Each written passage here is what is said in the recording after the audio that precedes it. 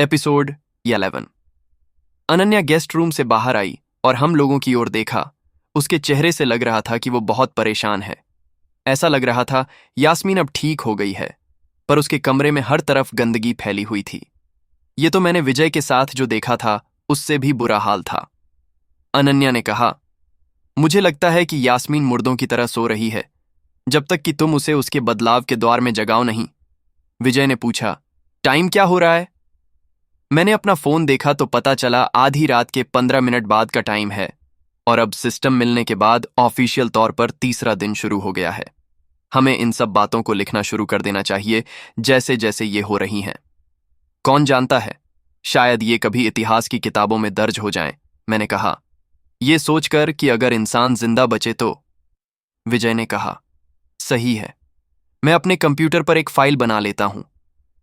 वो पहले से ही अपने कंप्यूटर के पास था, तो उसने एक टेक्स्ट डॉक्यूमेंट खोल लिया। फिर वो मेरी तरफ देखकर बोला, तुमने बताया था कि सिस्टम तुम्हें काम के दौरान मिला था, लेकिन तुमने शॉवर लेने के बाद ही इस पर ध्यान दिया, जो 10 मार्च शुक्रवार को करीब 1 बजे होगा। सही कह रहा हूं ना? हाँ, हम शुक्रवार को पहला दिन मान सकते हैं, कल दूसरा दिन था, और आज रविवार तीसरे दिन की शुरुआत है, मैंने जवाब दिया। वाह, ये सब सिर्फ 3 दिनों में हो गया। इतनी जल्दी सब कुछ हो रहा है कि मुझे समझ नहीं आ रहा क्या सोचूं। उम्मीद है कि अगर मैं कुछ समय के लिए सिस्टम के साथ कुछ नहीं करता तो ये थोड़ा धीरे हो जाएगा, मैंने कहा। लेकिन सच कहूं तो मुझे बिल्कुल नहीं पता कि ये सब कैसे काम करता है। मैं करीब 1 घंटे तक विजय और अनन्या के साथ बैठा रहा, और सिस्टम आने के बाद से मैंने जो भी एक्सपीरियंस किया वो सब बताता रहा। हर 10 मिनट में अनन्या यास्मीन को देखने जाती थी, लेकिन वो अभी भी सो रही थी। हालांकि उसे आधे घंटे बाद एक और स्पंज बांध देना पड़ा, क्योंकि उसके शरीर से अभी भी गंदगी निकल रही थी। अनन्या ने बताया कि गंदगी निकलना कम हो गया है और पहले जितना बुरा हाल नहीं है। मैंने कहा, ठीक है दोस्तों, आज बहुत लंबा दिन था, अब हमें थोड़ी देर सोना चाहिए। जब मैं उठा तो कुछ घंटे बाद उठा, और मुझे बहुत फ्रेश महसूस हो रहा था। चलो 4 घंटे का टाइमर लगाते हैं और देखते हैं कि जब टाइम पूरा हो जाएगा तो हम कैसा महसूस करते हैं। अनन्या ने जवाब दिया, उफ, 4 घंटे? ठीक है, ट्राई करते हैं। लेकिन अगर मैं अभी भी थकी हुई रही तो मैं बिस्तर पर ही रहूंगी। हम सब सोने चले गए, लेकिन मैंने सोने जाने से पहले आखिरी बार यास्मीन को चेक किया। मुझे थोड़ा डर लग रहा था और मैं सोच नहीं रहा था कि मैं सो पाऊंगा, इसलिए मैंने थोड़ा सा ध्यान लगाने की कोशिश की, ताकि अगर यास्मीन कुछ करे तो मैं जाग जाऊं। मैं अपने बिस्तर पर बैठ गया और ध्यान लगाने लगा। मेरा दिमाग दिन भर की टेंशन और एक्साइटमेंट से खाली होने लगा। इससे पहले कि मुझे पता चलता मेरा दिमाग शांत हो गया, और मैंने ध्यान करते वक्त अपने शरीर के अंदर की आवाजें सुनी, जैसे समुद्र की आवाज हो। मैं शांत था और सब कुछ भूल गया। थोड़ी सी जागरूकता बाकी थी, इसलिए करीब 3 घंटे बाद जब मैंने हॉलवे से किसी के जोर से खांसने की आवाज सुनी तो मैं अपनी हालत से बाहर आया और गेस्ट बेडरूम की ओर चल दिया। मुझे बहुत फ्रेश महसूस हो रहा था। शायद मैं थोड़ा और ध्यान लगा सकता था, लेकिन मैं बिल्कुल रेडी था। जैसे ही मैं गेस्ट बेडरूम के पास पहुंचा तो बिना अंदर देखे मैंने दरवाजे के पास की दीवार पर हल्के से नॉक किया। यास्मीन ने कमरे से कहा, कौन है? क्या तुम ठीक हो? अगर मैं लाइट जला दूं तो चलेगा? ऐसा लग रहा था वो अपने आसपास का अंदाजा लगा रही है। मैंने झट से पूछा, हाँ, जलाओ। मैं अंदर गया और लाइट ऑन कर दी, और कमरा तेज रोशनी से भर गया। जैसे ही रोशनी हुई मैंने यास्मीन के मुंह से आह निकलने की आवाज सुनी, लेकिन फिर वो जल्दी ही नॉर्मल हो गई। मैं कमरे में गया और जब मैंने उसे देखा तो मैं चौंक गया। अब उसकी स्किन इतनी पीली नहीं दिख रही थी कि वो पारदर्शी लगे। उसकी स्किन पर रंगत आ गई थी, पर अभी भी उस पर थोड़ी गंदगी लगी हुई थी। उसके बाल बिखरे हुए थे, जो थोड़ा फनी लग रहा था। जब उसने मेरी तरफ देखा तो मुझे लगा जैसे उसकी आंखें अंदर से हरी रोशनी से चमक रही हैं। वो नज़ारा देखने लायक था। तभी मुझे एहसास हुआ कि वो भी मुझे देख रही है। मैंने सिर्फ बॉक्सर पहना हुआ था। मुझे हैरानी हो रही थी कि मुझे अपने शरीर को लेकर शर्म क्यों नहीं आ रही है। जैसे ही उसने मुझे स्कैन किया, उसके चेहरे पर हल्की सी मुस्कान आई और वो धीरे से कुछ बोली, शायद ये सोचकर कि मैं सुन नहीं पाऊंगा, तुम चलोगे? बदकिस्मती से मेरी सुनने की शक्ति बहुत तेज थी, मेरे अंदर बदलाव होने से पहले भी। मैंने कहा, तुम भी। और वो थोड़ी हैरान दिख रही थी। उसे एहसास हुआ कि मैंने उसे सुन लिया, तो उसने पूछा, क्या हुआ? जब मैंने सिस्टम को एक्सेप्ट किया तो मेरा पूरा शरीर दर्द से भर गया था और मैं बेहोश हो गई थी। मैंने पूछा, क्या तुम्हें कोई बीमारी या कोई और प्रॉब्लम है, जैसे खानदानी कोई प्रॉब्लम? उसके गाल लाल हो रहे थे और वो मुझे अजीब तरह से देखने लगी।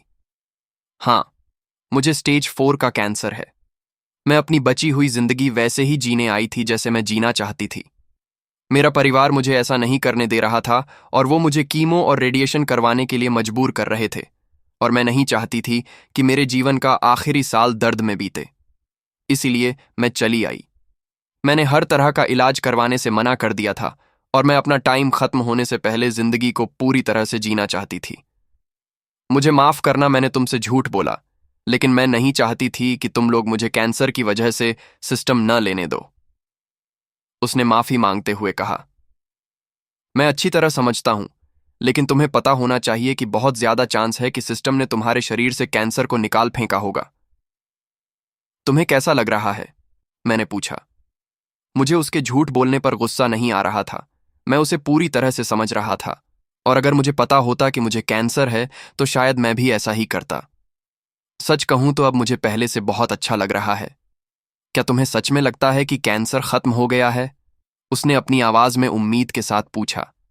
जल्दी से नहा लो ताकि तुम्हारे शरीर से बची हुई गंदगी निकल जाए। जब तक तुम ये करती हो, मैं तुम्हारा बिस्तर बदल देता हूं। जब तुम नहा लो तो शीशे में खुद को अच्छे से देखना। मुझे लगता है कि तुम्हें जवाब मिल जाएगा, पर पक्का बताने के लिए तुम्हें डॉक्टर से चेक करवाना होगा। मैंने जवाब दिया। यास्मीन बाथरूम में चली गई और मैं खुशी से चिल्लाने की उसकी आवाज सुन सकता था। हंसने और रोने की आवाजें आ रही थीं, पर मैंने उसे अकेला छोड़ दिया और बिस्तर उठाया और लॉन्ड्री रूम में ले गया। मैं फिर लिनन की अलमारी में गया और फ्रेश चादरें निकाली और फिर उसे उसके बिस्तर पर बिछाकर कमरे से बाहर निकल गया। तभी मुझे याद आया कि मैंने कल दिन में अपनी पूरी कैरेक्टर शीट नहीं देखी थी, इसलिए मैंने उस पर एक नजर डाली। सबसे बड़ा बदलाव मेरी ताकत, फुर्ती और बनावट में था। मेरी बुद्धि भी बढ़ गई थी, और मैंने अपने लॉग को पीछे पलटकर देखा तो मुझे पता चला कि जब मैं ध्यान कर रहा था तो धीरे धीरे मुझे ज्ञान मिल रहा था।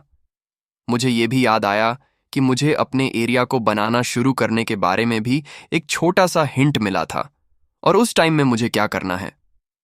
मुझे यकीन नहीं है कि ऐसा क्यों हुआ। मैं फिर स्किल की तरफ गया।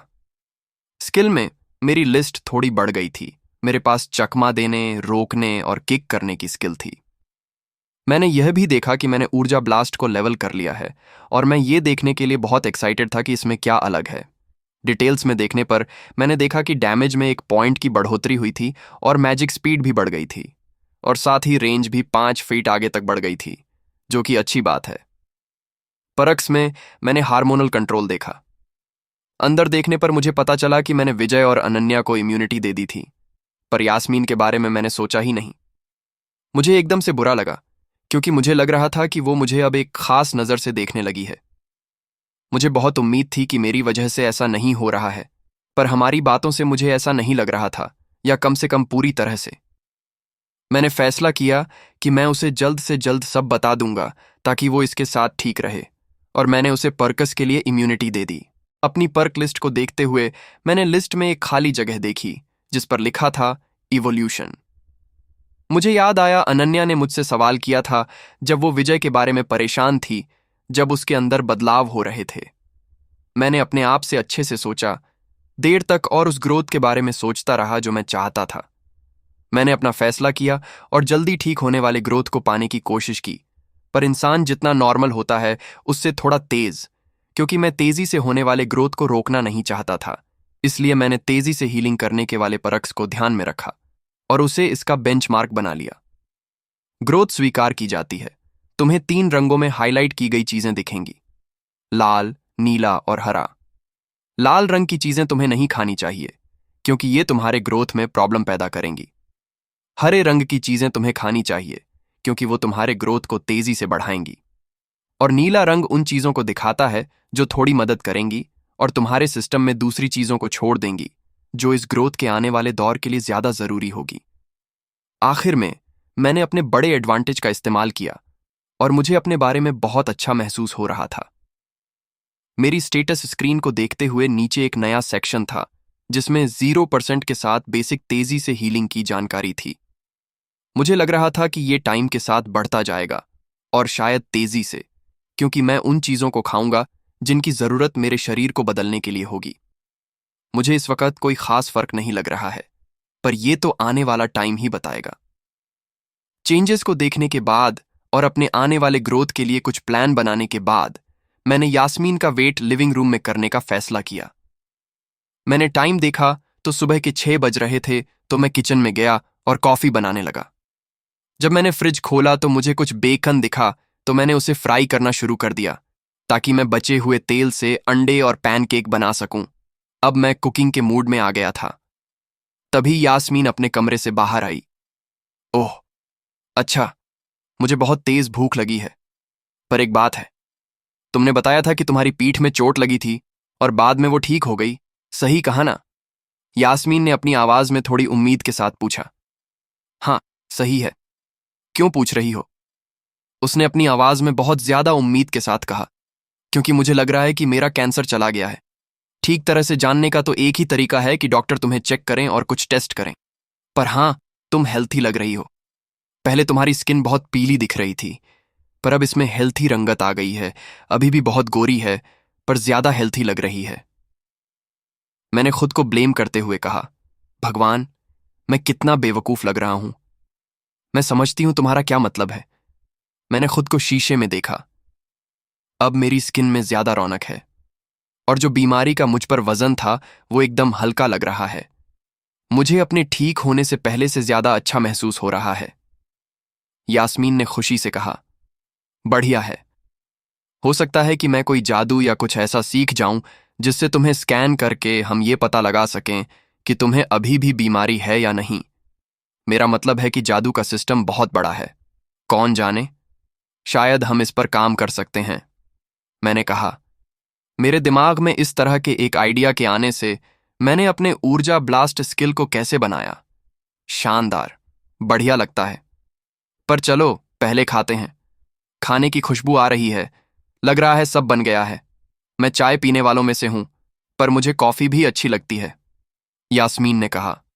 मैंने यास्मीन को 1 कप कॉफी दी और नाश्ता पूरा करने में लग गया, जैसे वो कोई जादुई वर्ड हो। कॉफी वर्ड सुनकर अनन्या भी आ गई और उसके तुरंत बाद विजय भी अपने कमरे से आ गया। हम सब बैठ गए और हमेशा की तरह नाश्ते का मजा लेने लगे।